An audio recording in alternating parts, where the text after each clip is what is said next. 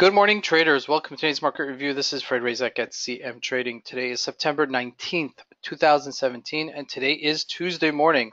So looking at the economic events of the day, we had early this morning, 3:30 South African time, Aussie monetary policy number came out, and we'll look at that in just a moment. And then at 2:30 South African time, building permits coming out of the United States. Now, the big news for the week, obviously, is FOMC federal fund rates tomorrow at 8 p.m. South African time. So make sure that you're aware of it. Be there or be square, as they say. But let's see what's happening in the markets. So we're taking a look here at the Euro USD, and as you can see, we trailed yesterday, okay, above the moving averages, and now we're closing up between these two midpoints. So it's a perfect alignment between these two extremities of 120.72 and 118.80. So we're right here in the middle.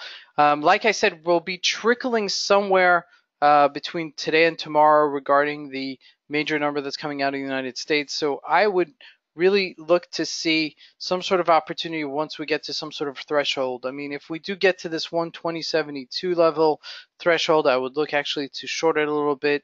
And if we do come closer to this 118.80, I would look to buy it. So just keep an eye on this. It's really hard when you're in the middle to really choose a position, but just realize that that's where we're at right now at the Euro USD. GBP USD, not really selling off yesterday so much, okay, but we are off of our highs of 136. Now, this has been a tremendous rally for the GBP USD. As we can see, it was always lagging against the euro versus the dollar. Now it seems like it's taking the lead against the dollar. So, a tremendous run for it, okay, over the past just week and a half, so to speak, and we're trading at just shy of 136.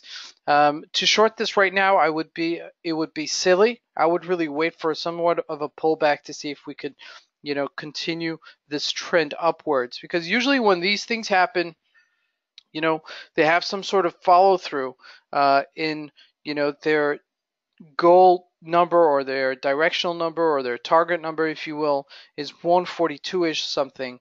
So 135 still seems like a pretty decent number to take it at. So, with all said and done, I would look for some sort of pullback to see some sort of weakness in it to see if it's going to go higher. USD ZAR getting much weaker versus the dollar.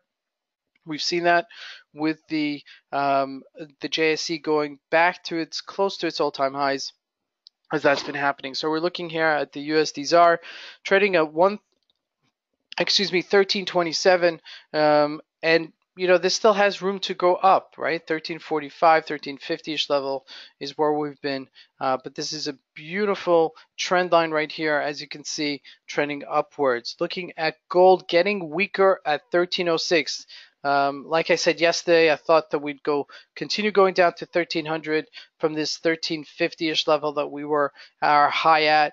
And sure enough, we're closing this gap. The Dow Jones getting stronger, making new highs for the year, and the gold is making a correctional move, I would say. Not anything that's unwarranted, seeing how we've, come so far, okay, where, we may be developing here a head and shoulders. Okay, this would be one shoulder, this would be the head, and then I would anticipate some sort of another shoulder up here. So keep an eye on this as this resolves itself, as this closes in the 1300 for continued weakness as we break this 30-day average. Okay, my directional move is still down. 1300 is my covering price, so to speak, in the gold. Looking at oil, we're just flat at $50, just shy of $50 a barrel. Okay, not going down, not going up. So not much to really speak about with regards to oil. We will also have crude numbers coming out tomorrow, inventory numbers coming out. That's an important number to look at. USD CAD, big weakness in the CAD, as you can see here. We finally capitulated at 120.70-ish level, and we finally are making some sort of a bounce. Now the question is this a dead cat bounce? Is it a bounce that's going to just come right back in and continue its trend line downwards? That has to remain to be seen. So keep an eye on this as this resolves itself with the gold. With the price of oil. Looking here at the Dow Jones as we're moving into this week's session, 22,315 all-time highs, standing at all-time highs, and it's not letting you come in, it's not letting you the opportunity to actually buy into it. So it's been very difficult to actually get into this.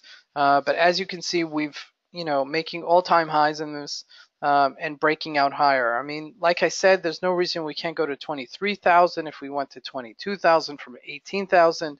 At this stage, there's no person that could actually tell you where there's a target price for this to capitulate at. But it's going up. It's going up in a lot of velocity in a very short period of time. So I'd like to see some sort of retracement at one point, some sort of pullback for us to get in. But at this stage, it's not giving you that.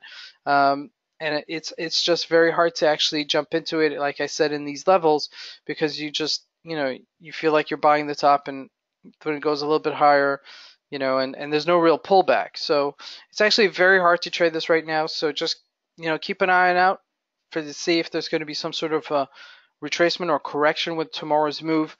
But all in all, I think, the market's going to be stable for now, and the markets are going to be, just quiet before the storm when that comes out tomorrow.